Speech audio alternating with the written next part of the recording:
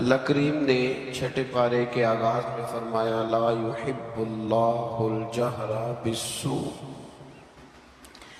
فرمایا بے شک اللہ پسند نہیں کرتا کہ بری بات کا اعلان کیا جائے، عیب اعلانیہ بیان کیے جائیں، اللہ اس کو پسند نہیں کرتا۔ من القولی، کسی بات میں سے بھی کوئی ایسی بات کی جائے، کوئی ایسا قول بیان کیا جائے جو برا ہو، اللہ اس کو پسند نہیں کرتا اس کے اعلان کو۔ الا من ظلم، ہاں جس پر ظلم ہو، جس پر زیادتی ہو، اس کو اجازت ہے کہ وہ اعلانیہ اس بات کا اظہار کرے کہ فلاں نے میرے ساتھ ظلم کیا۔ آیت کے پہلے حصے میں اس بات کی طرف اشارہ فرمایا گیا ہے کہ بلا وجہ قیاس آرائیوں پر اور بدگمانیوں پر بری باتوں کا اعلان نہ کرو، بلکہ اگر اس بات کا تعلق معاشرتی طور پر لوگوں پر نہیں پڑ رہا اور کسی شخص کا وہ ذاتی فعل ہے اور اس کی اس غلطی کا تعلق اس کی ذات کے ساتھ ہے، تو پھر تو حضور نے پردہ پوشی کا حکم دیا۔ فرمایا اگر تم کسی مسلمان کی پردہ پوشی کرو گے تو اللہ قیامت کے دن تمہاری پردہ پوشی فرمائے گا۔ اور ایک حدیث مبارکہ میں یوں بھی ارشاد فرمایا کہ کسی کا ایک عیب دنیا کا چھپا دینا، رب کریم تمہارے 70 عیبوں میں پردہ ڈال دے گا۔ لیکن الا من ظلم، جس پر ظلم ہوا ہو، جس نے زیادتی صحیح ہو، اور پھر اس کو یہ پتا ہو کہ اگر میں یہ ظلم سہوں گا تو یہ ظلم آگے بڑھے گا اور لوگ بھی اس ظلم کا شکار ہوں گے، تو پھر وہاں خاموش رہنے کا حکم نہیں ہے، وہاں بات کرنے کا حکم ہے، وہاں اظہار کرنے کا حکم ہے، وہاں اعلان کرنے کا حکم ہے۔ وہاں میرے رسول کریم علیہ السلام نے فرمایا افضل الجہاد کلمۃ الحق عند السلطان الجابر، فرمایا سب جہادوں میں افضل جہاد یہ ہے کہ تو ظالم بادشاہ کے سامنے کھڑے ہو کے سچی بات بیان کر، تم کہہ میرے ساتھ زیادتی ہوئی ہے تو اعلان کر۔ حضرت عمر فاروق رضی اللہ تعالیٰ عنہ کا زمانہ مبارکہ تھا، تو مصر کے بادشاہ کے بیٹے نے ایک عام آدمی کے بیٹے کے ساتھ اپنا گھوڑا دوڑایا، تو اس غریب کے بیٹے کا گھوڑا جیت گیا۔ بادشاہ کے بیٹے کو سبکی محسوس ہوئی، تو اس نے اس غریب کے بیٹے کی پشت پر کوڑے مارنے شروع کیے، بہت زیادہ کوڑے مار کے اپنے حسد کی اس جلن کو، آگ کو ٹھنڈا کیا۔ یہ غریب کا بیٹا روتا ہوا گھر آ گیا۔ کچھ لوگ کہہ دیتے ہیں بچوں کو کہ بیٹا ہم نہیں ان ظالموں سے مقابلہ کر سکتے، برداشت کرو۔ وہ ظلم کو فروغ دیتے، وہ زیادتی کو پروان چڑھاتے، اس طرح لوگوں کے ہاتھ بھی کھلتے اور ظالم زیادہ سے زیادہ ظلم کرنے پر معاذ اللہ آمادہ ہوتا ہے۔ جب بیٹے نے آ کے گھر بتایا نا اس غریب کو کہ گورنر صاحب کے بیٹے نے میری پشت پہ درے مارے ہیں، تو اس نے کہا بیٹا میرے ساتھ گھوڑے پہ بیٹھو۔ کہا ابا جی کہاں جانا ہے؟ تو کہا بیٹا یہ ظلم کا دور نہیں، یہ عمر کا دور ہے، خاموش رہنا ظلم رہے گا، میرے ساتھ چلو مدینہ شریف چلتے۔ رات کا وقت تھا، جناب عمر سوئے ہوئے تھے، اس فریادی نے دروازے پہ آ کے صدا لگائی تو کمال ہی کر دی۔ اس نے کہا عمر باہر نکلو، یہ سونے کا وقت نہیں، جب ظلم ہونے لگے دنیا میں تو بادشاہ سویا نہیں کرتے، باہر آؤ۔ جناب فاروق اعظم باہر آئے تو اس نے کہا عمر ہماری غلطی کیا ہے کہ ہم غریب ہیں؟ غلطی یہ ہے کہ ہم تنگ دست ہیں، مجبور ہیں، دیکھو میرے بیٹے کی پشت کا کیا حال کیا۔ حضرت عمر نے اسی وقت بندے دوڑائے، فرمایا پکڑ کے لاؤ گورنر کو بھی اور بیٹے کو بھی۔ دونوں باپ بیٹا آئے تو کہا بیٹا جب اس نے تیری پشت پر درے مارے تھے تو اکیلا تھا؟ کہا ہاں۔ فرمایا اب تو سارا دربار سجا ہے نا، تو سب کے سامنے درے مار۔ بیٹے کو درے لگائے اور گورنر صاحب کے لیے حکم جاری کیا کہ ان سے شاہی لباس اتروا کے نا تو انہیں بوریے کا لباس پہناؤ، آج کے بعد گورنر ہی نہیں کریں گے، اونٹ چرایا کریں گے۔ لوگوں نے کہا حضور گورنر صاحب کا کیا قصور ہے، غلطی تو بیٹے کی تھی۔ فرمانے لگے اسی کا تو قصور ہے، اسی نے تو اس کے دل میں یہ بات ڈالی ہے کہ تو گورنر کا بیٹا ہے۔ کس نے اس کے دل میں یہ بات ڈالی کہ تو گورنر کا بیٹا ہے؟ ظلم کو فروغ ان لوگوں نے دیا ہے جو ظلم سہنے لگے ہیں، ظلم کو فروغ ان لوگوں نے دیا ہے جو مہنگائی پر خاموش رہتے ہیں۔ دنیا میں قتیل اس کا منافق نہیں کوئی جو ظلم تو سہتا ہے بغاوت نہیں کرتا۔ دنیا میں قتیل اس کا منافق نہیں کوئی، یہ سب سے بڑا ظالم ہے جو ظلم سہتا ہے اور لوگوں کو بھی مشورہ دیتا ہے اس دور میں کچھ نہیں ہو سکتا لہذا چپ کر جاؤ۔ کوئی ایک تو بولے گا نا۔ یار میں حیران ہوتا ہوں کبھی کبھی، یعنی زمانہ بیت گیا نا، ہمیں یہ کہتے ہوئے کہ پاک چین دوستی زندہ باد، اور اس نام پر ہم نے چینیوں کو عام ویزے دیے اور بغیر کسی تفتیش کے ان کو ہم نے پرمٹ جاری کیا یہاں آنے جانے کے، اور انہوں نے یہ حال کیا ہے کہ بیسیوں کے حساب سے ہماری بیٹیاں لے جا کے بیچنی شروع کر دی۔ کدھر گیا ہمارا سفارتی موقف اور کہاں گیا ہمارا وہ ویژن جس میں ہم کہتے تھے ہم برابری کی بنیاد پر لوگوں کے ساتھ وقت گزاریں گے؟ یہ برابری کی بنیاد ہے، یہ برابری کی بنیاد ہے۔ اور ٹی وی روز خبر بریک کر دیتا ہے کہ 2 بچیاں اور سامنے آ گئی جن کے ساتھ یہ ظلم ہو رہا۔ حکومتی نمائندوں میں سے کسی نے آگے بڑھ کے بات کیوں نہیں کی؟ اس پر گفتگو کیوں نہیں کی گئی اور احتجاج کیوں نہیں ریکارڈ کرایا گیا؟ ان بچوں کو گرفتار کر لیا گیا ہے، لوگوں کو دکھا دیا گیا ہے، لیکن ہم نے بڑے لوگ گرفتار ہوتے بھی دیکھے اور پھر راتوں رات واپس جاتے بھی دیکھے۔ یہ ہم نے رنگ دیکھا، کسی کی دیت چلی گئی اور کسی کا کچھ چلا گیا، لیکن یہ ظلم کی رات زیادہ دیر تک چلے گی نہیں۔ یہ یاد رکھیں، ظلم جب بڑھ جاتا ہے تو پھر مٹ جاتا ہے، پھر وہ ختم ہو جاتا ہے۔ لیکن میں آپ سے گزارش کروں گا، رمضان المبارک میں قرآن مجید کا 6واں پارہ پہلے نمبر پر ہمیں کہتا ہے ظلم سہنا چھوڑ دو، ظالموں کے ساتھ موافقت کرنا، مطابقت کرنا، ان کے ساتھ پیار کرنا یہ چھوڑ دو۔ ظالموں کی دوستی اچھی نہیں ہوتی۔ اس سے آگے جب ہم بڑھتے ہیں تو اللہ تبارک و تعالیٰ نے گروہ کا ذکر کیا ہے۔ اس کے بارے میں فرمایا کہ وہ اللہ اور اس کے رسول کے ساتھ کفر کرتے ہیں، اور ایک بڑی انوکھی بات بیان کی ہے، فرمایا وہ کفر بھی کرتے ہیں اور وہ اللہ اور اس کے رسولوں کے درمیان فرق بھی کرنا چاہتے ہیں۔ وہ ارادہ رکھتے ہیں کہ اللہ اور اللہ کے رسولوں کے درمیان فرق کر دے، جدائی پیدا کر دے۔ فرمایا ان کا کہنا یہ ہے کہ وہ بعض رسولوں پر ایمان لاتے ہیں اور بعض کے ساتھ کفر کرتے ہیں۔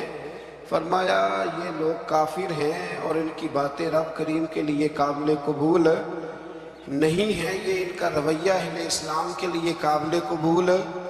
اور ان لوگوں کے بارے میں اللہ کریم نے فرمایا اولئک ھم الکافرون حقا۔ فرمایا یہ جو ہے نا کچھ رسولوں کو مانتے ہیں کچھ کو نہیں مانتے اور اللہ اور اس کے رسول کے درمیان جدائی کرنا چاہتے ہیں، فرمایا یہ پکے کافر ہیں، پکے کافر ہیں، پکے، یہ بڑے پکے۔ ہمارے بریلی شریف میں ایک استاد ہوا کرتے تھے حضرت علامہ بہاء المصطفیٰ صاحب قبلہ، مولانا امجد علی اعظمی صاحب رحمۃ اللہ تعالیٰ علیہ کے چھوٹے صاحبزادے تھے، وہ ابھی بھی پڑھاتے ہیں بریلی شریف میں، جنہوں نے بہار شیعہ لکھی ہے۔ تو وہ کہا کرتے تھے کچھ کافر ہوتے ہیں کچھ سپر کافر ہوتے ہیں۔ ہم نے ان سے کہا جناب یہ سپر کافر کون سے ہوتے ہیں؟ کہتے ہیں کافر تو وہ ہوتا ہے نا جو اللہ رسول کو مانتا نہیں، اور سپر کافر وہ ہوتا ہے جو کہتا ہے رب علیحدہ رسول علیحدہ، بالکل ان کو قریب نہیں ہونا چاہیے۔ فرمایا یہ سپر کافر ہے، اس لیے کہ کلمہ پڑھ کے بھی وہ بات کرتا ہے جس کا کوئی وجود موجود ہے۔ اللہ تعالیٰ سمجھنے کی توفیق عطا فرمائے۔ اس سے پھر تھوڑا سا جب ہم آگے بڑھتے ہیں تو اللہ تبارک و تعالیٰ نے حضرت عیسیٰ علیہ السلام کا ذکر فرمایا ہے کہ حضرت عیسیٰ علیہ السلام کو اللہ تبارک و تعالیٰ نے آسمانوں پہ اٹھا لیا۔ ہمارے مفسرین نے لکھا ہے کہ جب ان لوگوں نے یہ چال چلی کہ حضرت عیسیٰ علیہ السلام کو معاذ اللہ شہید کر دیا جائے، تو اللہ تعالیٰ نے اسی گروہ میں سے ایک شخص کو وہ شباہت دی جو حضرت عیسیٰ علیہ السلام کی شباہت تھی، اس کو انہوں نے سولی پہ چڑھا دیا اور رب کریم نے حضرت عیسیٰ کو آسمانوں پہ بلا لیا۔ حضرت عیسیٰ چوتھے آسمان پر موجود ہیں اور زندہ ہے، وہ تشریف لائیں گے، اور میرے رسول پاک نے فرمایا وہ میری مسجد میں نماز پڑھیں گے اور وہ یہاں آئیں گے، امت مسلمہ کی رہنمائی کریں گے، اور فرمایا اپنے کلمے کو فروغ نہیں دیں گے، میرا کلمہ پڑھوائیں گے لوگ، اور فرمایا جب وہ نماز پڑھیں گے نا تو امامت بھی میری امت کا امام کریں گے۔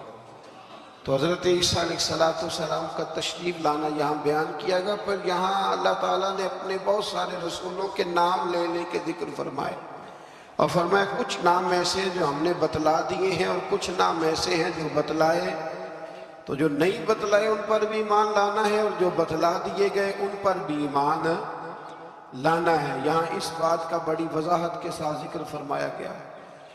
پھر اللہ تبارک و تعالیٰ نے آگے جا کے بعض ایسی باتیں جو پہلے بھی ہم ملاحظہ کر چکے ہیں ان باتوں کو بیان فرمایا، اور حضرت عیسیٰ علیہ السلام کے بارے میں خاص کر کے جو عیسائیوں کا عقیدہ ہے معاذ اللہ تعالیٰ، میں نے جب حضرت عزیر علیہ السلام کا ذکر آیا تھا نا 3 پارے میں، تو میں نے وہاں بھی یہ بات عرض کی تھی کہ جب انبیاء کرام علیہ السلام کی بہت زیادہ شانیں لوگ دیکھتے ہیں نا تو کچھ لوگ غلوف کرتے ہیں، تو غلوف کا معنی یہ ہوتا ہے کہ وہ وہاں تک بات لے جاتے ہیں جہاں تک جا سکتی نہیں۔ جب حضرت عزیر علیہ السلام 100 سال تک سوئے رہے اور بیدار ہوئے تو یہودیوں نے انہیں اللہ کا بیٹا کہنا شروع کر دیا۔ یہی حال حضرت عیسیٰ علیہ السلام کے ساتھ ہوا کہ جب حضرت عیسیٰ بغیر والد کے پیدا ہوئے تو لوگوں نے معاذ اللہ انہیں اللہ کا بیٹا کہنا شروع کر دیا۔ یہ غلوف ہے، یہ وہ ظلم ہے عقیدے کے ساتھ۔ اب بھی بہت سارے لوگ نا ہمارے یہ جو جدید، میں تھوڑا سا جب پڑھتا ہوں نا جدید ماحول کو تو میں دیکھتا ہوں کہ ایک ایسا مذہب تیار کرنے کی دنیا میں کوشش کی جا رہی ہے جس کے اندر سب لوگوں کو جمع کر دیا جائے، ایسی کھچڑی پکائی جائے کہ نہ مسلمان کا پتہ چلے اور نہ کافر کا پتہ چلے، بالکل کھچڑی پکا دی جاتی ہے۔ تو کچھ لوگ کھچڑی پکانے والے ہوتے ہیں، تو کچھ لوگ ایسے ہوتے ہیں جو پھر کھچڑی سے چیزیں علیحدہ بھی کر لیتے ہیں، دال الگ کر لیتے ہیں اور گھی اور سون کے بتا دیتے ہیں کہ اصلی ہے کہ نکلی ہے، ڈالڈا ہے کہ یہ بھی اللہ نے توفیق دیکھیں نا۔ ہم منفی باتوں کو اکثر بیان کرتے ہیں تو مثبت باتیں بھی بیان ہیں۔ پھر اللہ تبارک و تعالیٰ نے آگے چل کے ارشاد فرمایا کیا لوگوں، میں نے تمہارے پاس اپنے رب ہونے کی دلیل تمہیں عطا کر دی۔ کوئی شخص جب کوئی دعویٰ کرتا ہے تو لوگ اس سے دلیل پوچھتے ہیں۔ اللہ کریم کا دعویٰ ہے لا الہ الا اللہ، یہ دعویٰ ہے کہ اللہ وحدہ لا شریک ہے، تو لوگ دلیل پوچھتے تھے دلیل کیا ہے؟ تو اسی پارے میں اللہ کریم نے فرمایا یا ایھا الناس قد جاءکم برہان من ربکم، فرمایا لوگوں یہ جو میں نے تمہیں رسول عطا فرمائے ہیں نا یہ تمہارے پاس تمہارے رب کی طرف سے دلیل آ گئی، یہ دلیل ہے تمہارے پاس تمہارے رب کی طرف سے۔ حضرت عبداللہ ابن رواحہ رضی اللہ تعالیٰ عنہ فرمایا کرتے تھے کہ حضور کوئی معجزہ نہ دکھاتے، نہ چاند کو توڑتے، نہ سورج کو موڑتے، نہ رسول کریم علیہ السلام پتھروں سے کلمہ پڑھواتے، نہ درختوں سے سجدہ کرواتے، نہ مبارک انگلیوں سے چشمے جاری ہوتے، حضور کچھ نہ کرتے، تو میرے محبوب کا چہرہ ہی ایسا تھا لوگوں نے دیکھتے جانا تھا اور کلمہ پڑھتے جانا تھا۔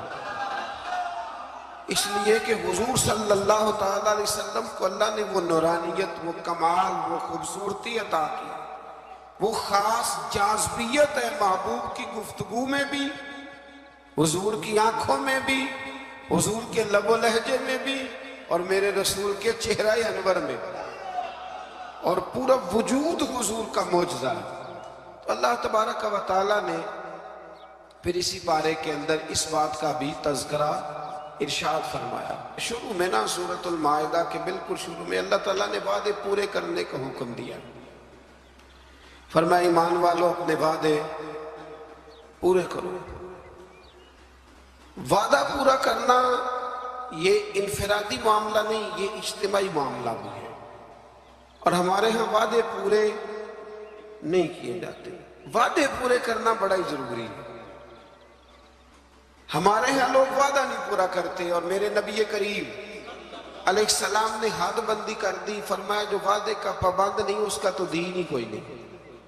اور ہمارے ملک میں حال یہ ہے وعدوں کے حوالے سے، میں نے کہا امیدوار تقریر کر رہا ہے اور جس بندے نے اپنی جیب سے اس کے اشتہار چھپائے ہیں، پینا فلیکس چھپائے ہیں، اور اس کی تصویر اس نے اپنے دل پہ لگائی ہے، اور نعرے بھی کھل کے مارے ہیں، اس نے کھل کے نعرے لگائے ہیں۔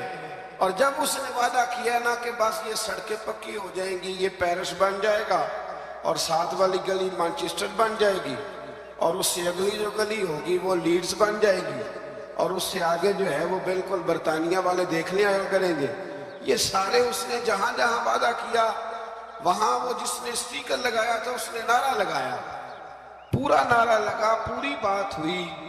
لیکن جب وہ تقریر سن کے باہر نکلتا ہے نا، پیسے بھی اس نے جیب سے لگائے ہیں، نعرے بھی اس نے لگائے ہیں، کرسیوں میں حصہ بھی ڈالا ہے جو وہاں اس نے سجائی ہوئی تھی، اور باہر نکلتے وہی بندہ کہہ رہا ہے کہ جو یہ کہہ رہا ہے نا سارا جھوٹ ہی کہہ رہا ہے، خود بیان کر۔ یہ قومی لیڈروں کی بات کر رہا ہوں تو آپ اندازہ کر لیں کہ عام لوگ، حضور نے فرمایا الناس والا دین ملوک ہے، لوگ اپنے سرداروں کے مذہب پہ ہوتے ہیں، تو اگر سرداروں کا بڑوں کا یہ معیار ہوگا گفتگو کا کہ ان کے سپورٹر اور ووٹر کہیں گے یہ بول جھوٹ رہا ہے سارے، اس نے کرنا کرانا کچھ بھی نہیں، تو جب آپ کے وعدوں کی نوعیت یہ ہو جائے گی تو اس کو کبھی بھی انفرادی مسئلہ نہ سمجھے، اسے اجتماعی معاملہ سمجھے۔ میرے رسول کریم صلی اللہ تعالیٰ علیہ وسلم اس قدر زیادہ پابندی فرماتے تھے کہ حضرت مرثد رضی اللہ تعالیٰ عنہ فرماتے ہیں کہ اعلان نبوت سے پہلے ایک شخص نے حضور کے ساتھ لین دین کا کوئی معاملہ کیا، کوئی چیز اس نے خریدی حضور علیہ السلام سے، اور نبی پاک کو ایک کنویں پہ بٹھا کے وہ گھر چلا گیا پیسے لینے، تو جا کے بھول گیا، 3 دن کے بعد اسے یاد آیا، اور وہ شخص کہتا ہے جب مجھے یاد آیا تو پھر بھی میں دوڑ کے نہیں آیا، میں نے کہا کہ وہ چلے گئے ہوں گے، 3 دن کون بیٹھا رہتا ہے،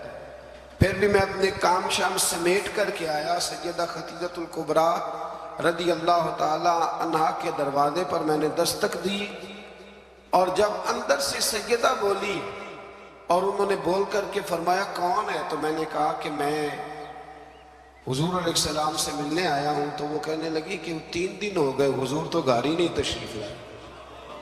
فرماتے پھر میں تڑپا اور میں دوبارہ اس جگہ آیا تو حضور نے کوئی سخت جملہ نہیں کہا، فرمانے لگے خیریت تو تھی، آپ نے تو مجھے مشکل میں مبتلا کر دیا، آپ نے فرمایا یہاں بیٹھو، تو میں نے کہا بیٹھتا ہوں، تو پھر 3 دن ہو گئے بیٹھا ہوں، تو کہتے اس نے کہا کہ آپ اٹھ جاتے، تو محبوب فرمانے لگے کیسے اٹھ جاتا، تیرے ساتھ وعدہ جو کر لیا تھا یہاں بیٹھوں گا، اٹھ کیسے جاتا؟ تو معیار بنائے زندگی کے اندر۔ یہ کیا بات ہوئی کچی کچی باتیں کرنا، اور باتیں کرتے وقت بھی ارادے کچے رکھنا، بات ہو جو گئی۔ پھر سے آگے اللہ تبارک و تعالیٰ نے کچھ ایسے جانوروں کا ذکر فرمایا ہے جو حلال ہیں، اور کچھ ایسی اشارے ارشاد فرمائے ہیں کہ کچھ جانور ایسے ہیں جو کھانا مسلمان کے لیے جائز نہیں ہے۔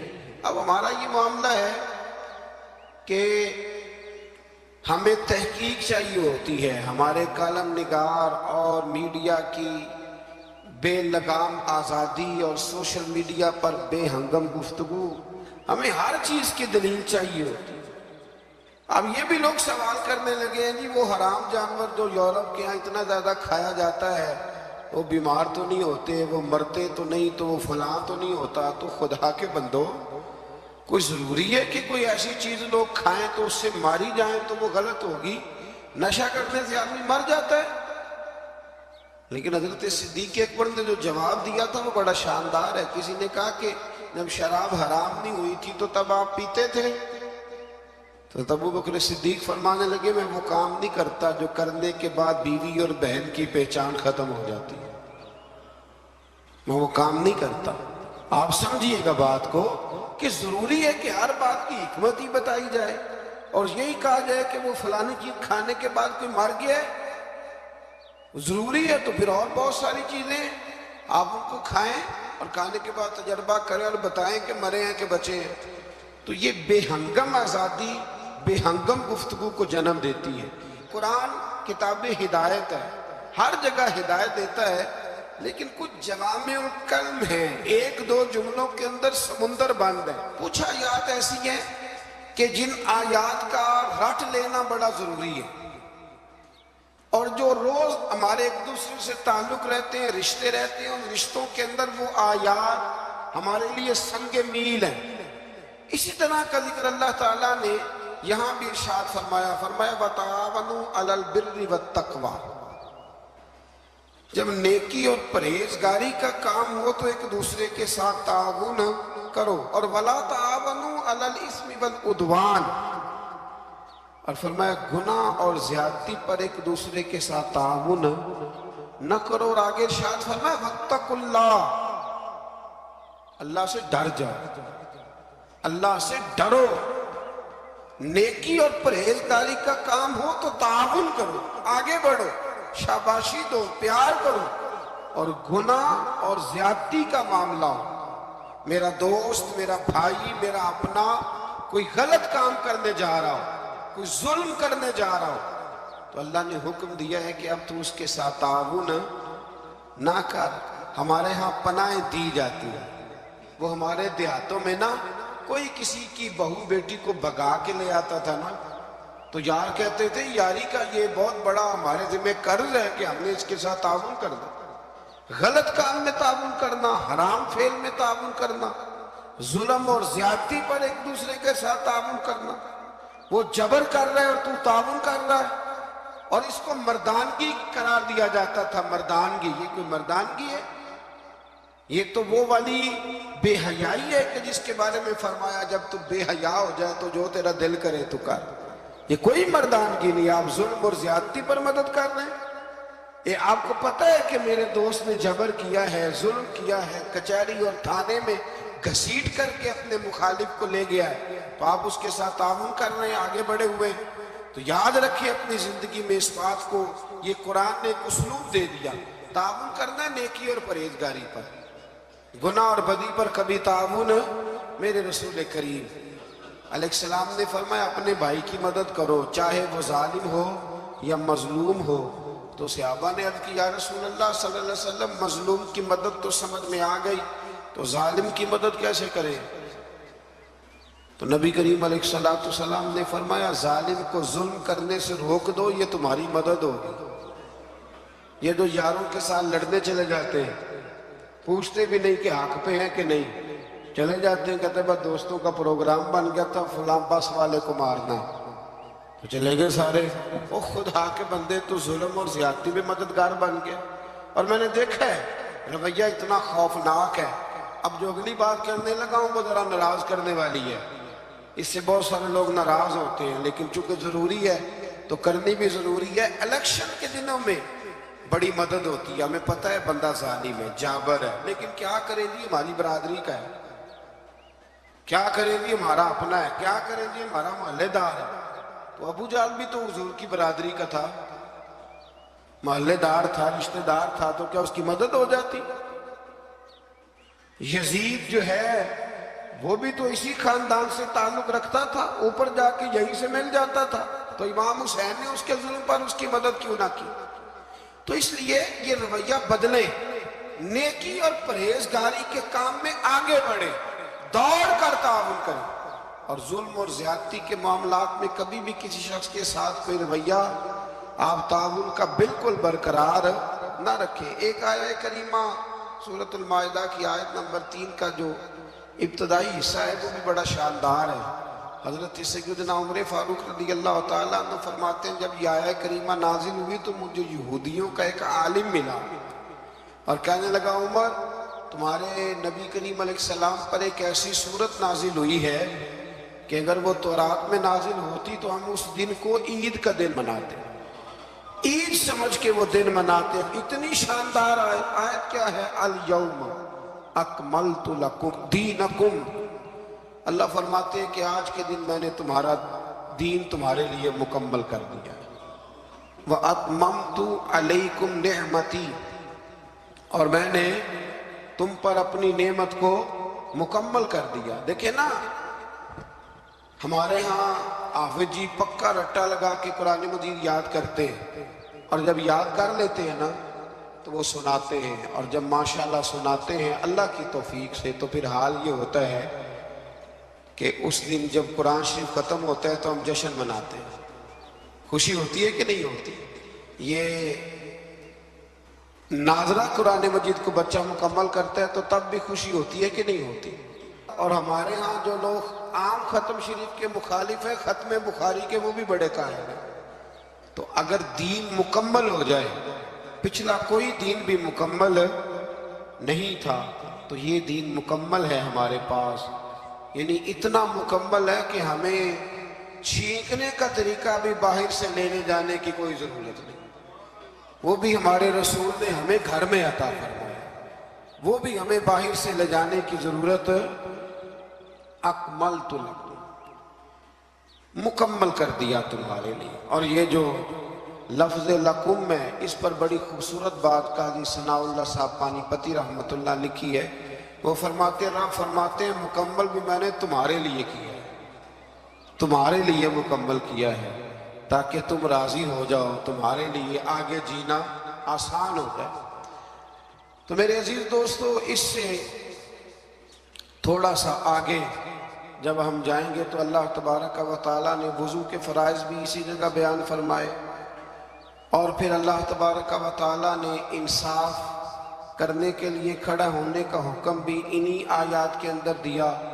اور جب آپ انصاف کے لیے کھڑے ہوں گے، وہ کوئی بھی ہو، اور جب آپ عدل کریں گے تو اللہ کریم نے ارشاد فرمایا کہ پھر تمہیں ایک ایسی نعمت ملے گی جس کا قرآن مجید میں جا بجا ذکر ہے۔ وہ نعمت کیا ہے؟ فرمایا اعدلوا، تم عدل کرو، وہ اقرب للتقوی، اب یہ تقوی کے قریب ہو جائے گا، اور جب انسان تقوی کے قریب ہوتا ہے تو پھر اپنے رب کے قریب ہو جاتا ہے۔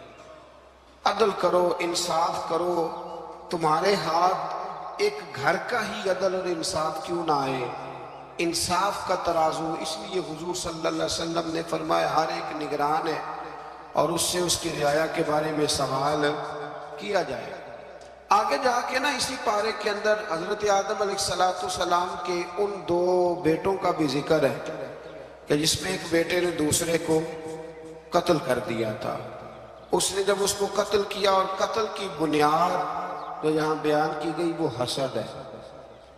حسد جو ہوتا ہے نا، حسد یہ ایک عجیب و غریب چیز کا نام ہے، روگ ہے یہ باطن کا، یہ باطن کا روگ ہے۔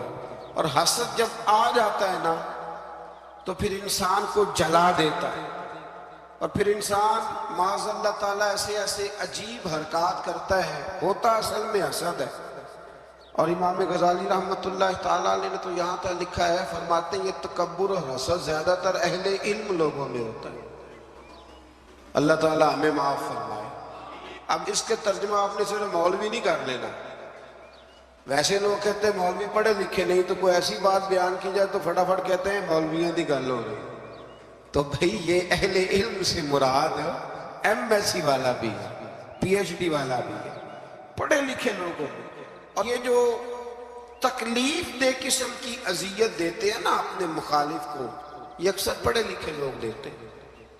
سادہ آدمی تو غصہ بھی سادگی میں ہی کرتا ہے، اور راضی بھی سادگی میں ہو جاتا ہے۔ تو وہ حسد کی بنیاد پر قابیل نے حابیل کو قتل کر دیا۔ تو آگے قرآن مجید نے جو اسلوب بیان کیا وہ بڑا اور زیادہ نصیحت آموز ہے۔ جب قتل کیا تو اب کیا کریں، بھائی کی لاش کو اٹھا کے پھر رہے ہیں کہ ان کا کیا جائے، تو ان کو دفن کرنے کا طریقہ کوے نے سکھایا۔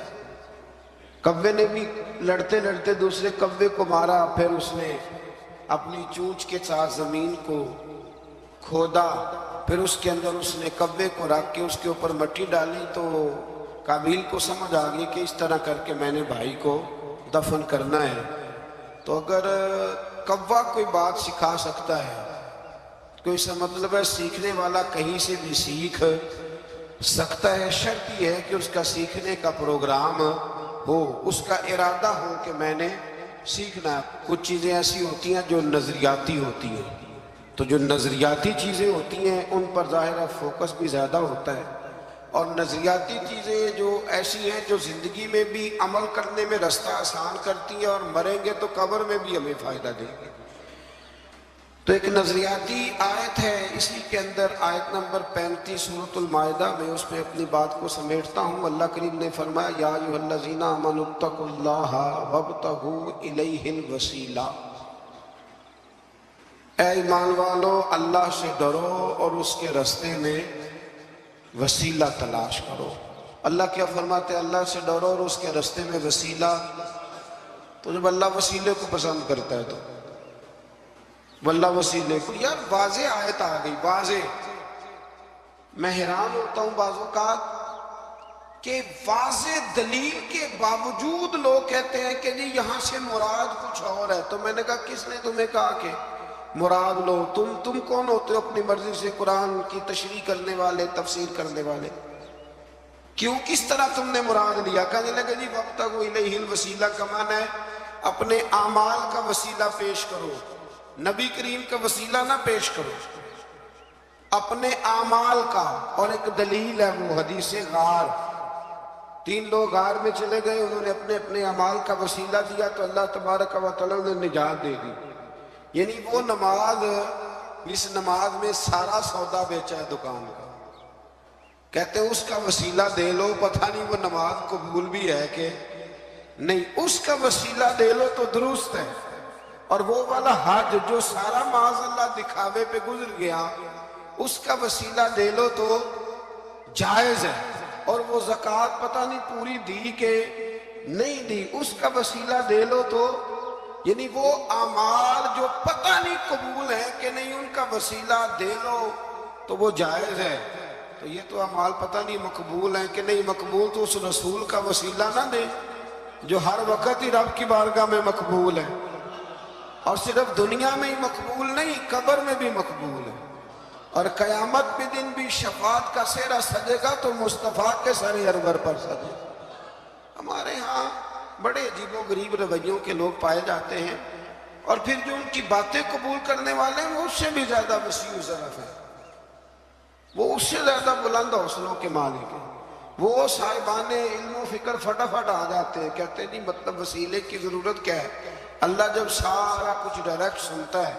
اور میں نے کہا خدا کے بندے، تجھے تو اللہ نے بغیر وسیلے کے پیدا نہیں کیا، گرا ہے کوئی اوپر سے چھک سے، لیکن نا اللہ محنت کرنے کا حکم دیتا ہے تو بغیر وسیلے کے بھی اللہ روزی عطا کر ہی سکتا ہے نا۔ اگر منو سلوا صبح بنی اسرائیل کی چھتوں سے مل سکتا تھا تو ہمارے بستر میں تکیے کے نیچے سے بھی نوٹ نکل سکتے تھے، پر اللہ نے فرمایا اٹھ کے جاؤ کام کرو، کچھ کرو گے تو پھر تمہیں ملے گا۔ تو جب اللہ تعالیٰ نے سارا نظام ہی وسیلے کا بنایا ہے تو عجیب منظر ہے اور عجیب کیفیت ہے کہ اس بات پہ لوگ کتابیں چھاپنے لگ جاتے ہیں، اس پر لوگ توجہ دینے لگ جاتے ہیں۔ میرے رسول کریم علیہ السلام کی صاحبزادی کا وصال ہو گیا تو جب غسل دیا حضور کی بڑی صاحبزادی کو تو نبی کریم علیہ السلام نے ارشاد فرمایا کہ ٹھہرو، ابھی کفن نہ دینا۔ تو صحابیات نے عرض کی حضور کیا کرنا ہے؟ تو محبوب اندر گئے اور اپنا کرتا اتارا، فرمایا میری بیٹی کو میرے کرتے میں کفن دو، امید ہے اللہ اس کی برکت سے اس کی قبر کو روشن فرما دے گا۔ تو یہاں تو تبرکات وسیلہ بن رہے ہیں، تبرکات۔ حضرت انس بن مالک رضی اللہ تعالیٰ عنہ کے پاس حضور کے ناخن تھے، انہوں نے وصیت کی تھی جب میرا انتقال ہو جائے تو میری زبان کے نیچے رکھ دینا۔ تو میرے بھائی یہ ساری چیزیں تو وسیلہ بن رہی ہیں، وَابْتَغُوا إِلَيْهِ الْوَسِيلَةَ۔ بس یہ ہے کہ زندگی میں کوئی وسیلہ تلاش کر کے رکھو، کوئی وسیلہ زندگی میں تلاش کر کے رکھو، کوئی وسیلہ زندگی میں تلاش کر کے رکھو۔ ایک بہت ضعیف العمر بزرگ تھے، تو آخری عمر میں انہوں نے طریقت کو بڑا پڑھا، تصوف کو بڑا پڑھا، آخری عمر میں ایک شخص کے مرید ہو گئے۔ کالم نویس ان پہ لکھتا ہے، وہ کہتا ہے میں نے ان سے کہا کہ بابا جی اب کوئی عمر تو نہیں تھی مرید ہونے کی، بندہ شروع میں مرید ہو کو تربیت بھی لیتا ہے۔